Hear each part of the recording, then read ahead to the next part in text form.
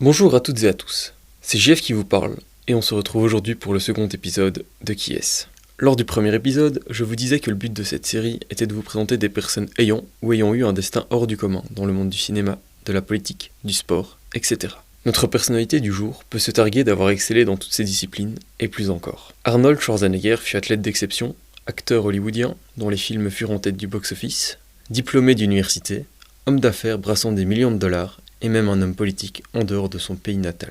Installez-vous confortablement et laissez-moi vous raconter l'histoire d'Arnold Schwarzenegger, l'homme qui en une vie aura accompli plus que n'importe qui. C'est le 30 juillet 1947 qu'Arnold Alois Schwarzenegger naît dans un petit village proche de la ville de Graz, capitale de la Styrie, qui est un land autrichien, c'est-à-dire une région de l'Autriche. Il est le second fils de Gustav Schwarzenegger et Aurélie Jardin. En 1938, son père adhère au parti nazi, et plus particulièrement à sa branche paramilitaire, les SA. Ce passé, peu glorieux du père, nuira Arnold dans le futur. À la fin de la Seconde Guerre mondiale, son père, alors âgé de 38 ans, et sa mère, de 23 ans, se marient. En 1947, Gustave obtient la permission de devenir commissaire de police, car il n'a pas commis de crime contre l'humanité durant la guerre. Arnold n'aura pas une enfance facile.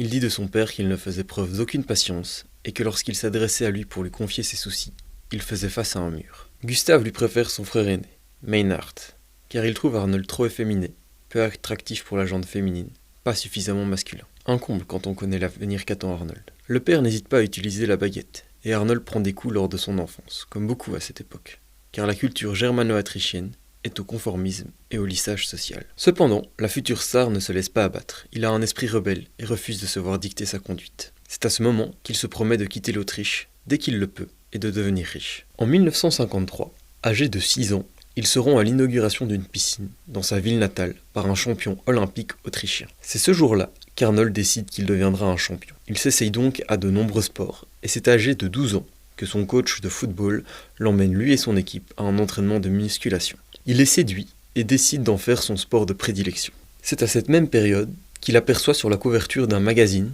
dans la vitrine d'un commerce local, un homme au physique extrêmement musclé et déguisé en guerrier des temps anciens. Il achète le magazine et découvre la vie de Ray Park, un ancien Mister Univers anglais ayant percé dans le cinéma et créé un empire financier dans le sport.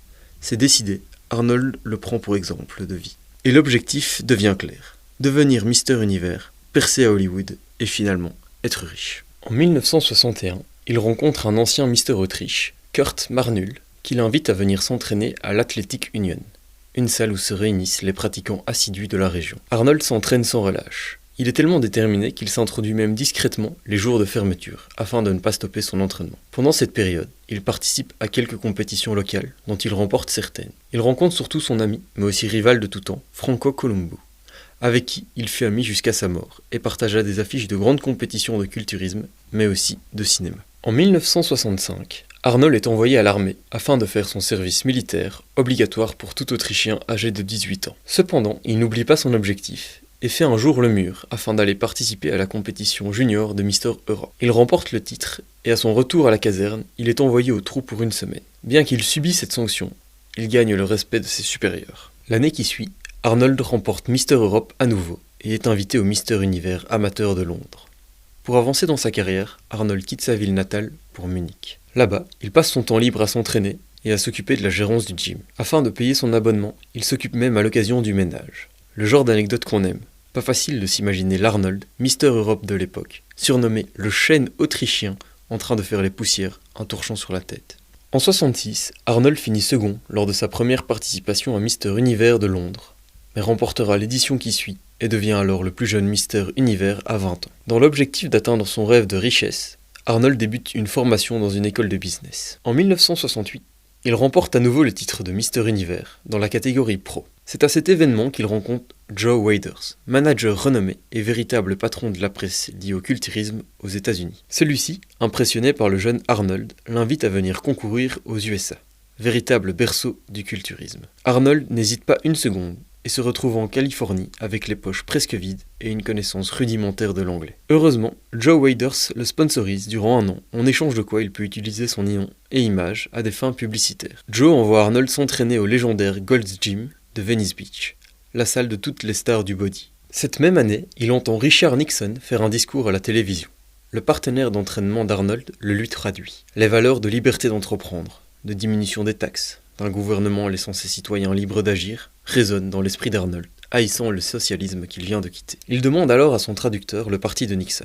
Celui-ci est républicain. Arnold déclare alors « C'est décidé, je suis un républicain ». En 1969, il rencontre dans un restaurant proche du Gold Gym Barbara Outland Baker. Elle y est serveuse. Ils partagent une relation durant 7 ans et vivent dans un appartement de Santa Monica. Plus tard, lors d'une interview, Arnold déclarera à propos de Barbara qu'elle était une femme équilibrée qui désirait une vie ordinaire et que lui n'était pas équilibré et haïssait l'idée même d'une vie ordinaire. Les années 70 débutent et la suprématie d'Arnold sur le bodybuilding aussi. De 1970 à 1975, il remporte chaque Mister Olympia. C'est la compétition la plus prestigieuse de toutes, l'équivalent des championnats du monde, dont la qualification est extrêmement difficile à obtenir.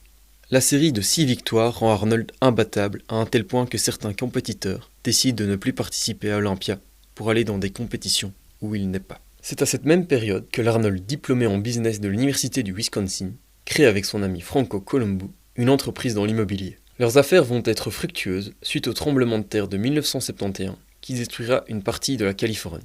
Arnold gagne son premier million avant même le début de sa carrière d'acteur. En 1971, son frère Meinhard, dépressif, décède d'un accident de voiture en état d'ébriété. Arnold ne se rend pas aux funérailles, mais recueille son fils Patrick, dont il s'occupera de l'éducation. Sa carrière d'acteur débutera timidement, 1 an plus tôt. Il tourne alors le film Hercule à New York, dans lequel il joue, sans surprise, le rôle d'Hercule. Une fois de plus, il suit les traces de son mentor, Ray Park, qui est déjà apparu à 3 reprises au cinéma dans le rôle d'Hercule. Malheureusement, ce film est un réel flop. Schwarzy est crédité sous le nom d'Arnold Strong, car son nom avait été trouvé trop long. Son accent est tellement prononcé qu'il est doublé par un anglophone. Arnold confiera plus tard qu'il ne comprenait même pas certaines de ses répliques. Le réalisateur a dû tirer une sacrée tête en voyant Arnold baragouiner devant la caméra, alors que son agent l'avait vendu comme acteur dans des pièces de théâtre shakespeariennes à Londres. Suite à ce flop, ses débuts sont difficiles. Il est mal vu par le réalisateur à cause de son physique hors norme et son accent à couper au couteau. Heureusement, en 1977, la situation s'améliore avec la sortie dans les salles du documentaire Pumping Iron, suivant Arnold dans sa 6e victoire à Mister Olympia, ainsi que la sortie du film Stay Hungry, dans lequel il joue un bodybuilder rêvant de devenir Mister Univers. Cette année-là, il remporte le Golden Globe de la révélation masculine. Cette même année, il débute une relation avec Sue Murray, assistante coiffeuse de Beverly Hills. 1 mois plus tard, il est invité en spectateur au tournoi de tennis de Robert F. Kennedy. Il y rencontre Maria Shriver, nièce de John Fitzgerald Kennedy, 35e président des États-Unis. Ce même jour, il déclare à Eunice Kennedy, sœur de JFK et mère de Maria, que sa fille a un cul splendide. Arnold débute alors une double relation qui durera 1 an. Sue Murray découvre la situation et pose un ultimatum à Arnold, choisir entre elle ou Maria. La coiffeuse ne fera pas le poids contre la nièce de Kennedy. En 1980, convaincu par les réalisateurs de Pumping Iron, Arnold participe une 7e fois à Mister Olympia, qui prend place durant le tournage de Conan le Barbare. La préparation fait l'objet d'un second documentaire, et Arnold remporte à nouveau le titre. Le genre de situation qui ne devait pas plaire à ses adversaires, qui dédient leur vie à l'entraînement, alors que lui place une compétition entre 2 séances de tournage. Les années 80 débutent, et le succès au cinéma d'Arnold par la même occasion. En 82 sort le film à succès, Conan le Barbare. En 1984 sort le film de James Cameron, Terminator. Arnold y joue le rôle de T-800 et devient une star connue de tous. Lors d'une pause de tournage, Arnold part manger en ville. Il entre dans un restaurant de Los Angeles et tout le monde le remarque, le regarde. Arnold ne s'en inquiète pas, sa notoriété commence à devenir de plus en plus élevée. C'est en se voyant dans un miroir qu'il comprit pourquoi il était la cible de tous ces regards. Arnold était parti du plateau sans se démaquiller. La moitié de son visage est arraché et l'un de ses yeux sort de son orbite. Sa carrière d'acteur est désormais une réussite, et il tournera aussi des comédies, comme Un flic à la maternelle en 1990, qui est le film favori de sa filmographie, ou encore Junior en 1994, dans lequel il incarne un homme enceinte. En parallèle, il est naturalisé américain en 1983 et se marie avec Maria en 1986, avec qui il aura 4 enfants. En 1988, il soutient George W. Bush fils lors de sa campagne présidentielle. Bush le nommera ensuite président du Conseil sur la condition physique et les sports en 1990. Il assumera ce rôle jusqu'en 1993. Durant cette période, Bush le surnommera Conan le Républicain. Venant d'un homme dont le chien s'appelle Copain et le chat Chaussette, il aura fait ce qu'il a pu. Coup dur quand même pour Arnold qui passe du chêne autrichien à ça. En 1993, il quitte ce poste pour assumer un poste identique à l'échelle de la Californie pour 6 ans. Pendant ce temps, Arnold est toujours dans les bons plans et crée avec Bruce Willis, Sylvester Stallone et Demi Moore la chaîne de restaurants Planet Hollywood. Le second millénaire débute et la carrière d'Arnold n'est plus ce qu'elle était. Ces films font des flops au box-office. Même le Batman et Robin de 97 ne fonctionne pas. Dans ce film, Arnold joue Mr. Freeze. Pour l'anecdote, il demandera à la prod la permission de récupérer son costume. Celle-ci acceptera, en échange d'$1 symbolique de location annuelle qu'Arnold paye encore aujourd'hui. À l'instar de sa carrière d'acteur, sa carrière d'homme politique va faire un bond en avant. C'est en 2003 que le gouverneur démocrate de Californie, Gray Davis, est destitué suite à une procédure exceptionnelle. Procédure exceptionnelle, laissant ensuite la possibilité à tout Californien de se présenter en remplissant quelques conditions. Suivront ensuite des élections relativement brouillonnes, car de nombreuses personnalités publiques se présenteront pour la fantaisie. Arnold aura notamment dans ses adversaires une actrice de films pornographiques. Il remporte ces élections en mettant en avant sa célébrité et sa fortune. Une campagne principalement marketing, un peu à l'image de celle de Donald Trump. Cependant, vous allez voir que les deux hommes ne s'apprécient absolument pas. Suite à son élection, Arnold est désormais gouverneur de Californie. L'une de ses premières actions sera de refuser son salaire annuel de gouverneur de $175 000 afin de faire des économies. Arnold est déterminé à faire de la Californie un État prospère et il profitera d'un vif soutien de la population. En 2006, il est réélu pour un second mandat avec un score record de 55% des voix. Au cours de celui-ci, l'amour que lui portent les Californiens diminuera drastiquement. D'ailleurs, c'est un démocrate qui prendra sa place lors des élections suivantes. En 2010, Schwarzy fait son retour sur les écrans en faisant une apparition dans Expendables 1, puis jouant un rôle dans le 2 et 3. Il joue aussi en 2013 dans le film Évasion avec son ami Sylvester Stallone. Le 9 mai 2011, le couple Schwarzenegger annonce sa séparation suite à la découverte de la tromperie d'Arnold avec une employée de maison, Mildred Baena, 14 ans plus tôt. Relation illégitime qui donnera naissance à Joseph Baena, 5e enfant d'Arnold.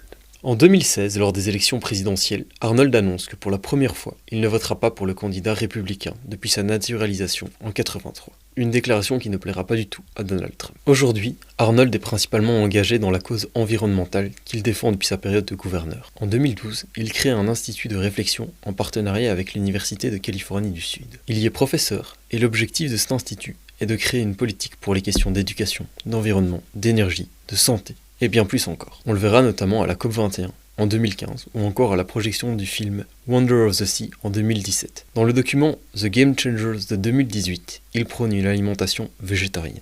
Malgré ses 73 ans, Arnold est toujours en pleine forme. Lors d'une de ses apparitions à l'Arnold Classic d'Afrique du Sud en 2019, un homme se projette sur lui, les deux pieds en avant, alors qu'Arnold est en train de tourner une story. Il déclarera qu'il pensait qu'un fan l'avait bousculé. Il ne comprendra qu'il a été agressé qu'en voyant une vidéo plus tard. Encore une sacrée stature le gaillard pour son âge. Arnold Schwarzenegger est un homme qui a su atteindre ses rêves, aussi fou soit-il. Pour ce faire, il aura fait preuve d'une détermination sans égale. Toujours le sourire aux lèvres, son charisme et sa sympathie lui ont souvent ouvert des portes. Merci beaucoup pour votre écoute. Si ça vous a plu, je vous invite à liker la vidéo, vous abonner à ma chaîne en activant les notifications et à laisser un commentaire pour que je puisse encore améliorer mon contenu. On se retrouve très prochainement pour le prochain épisode de Qui est-ce ?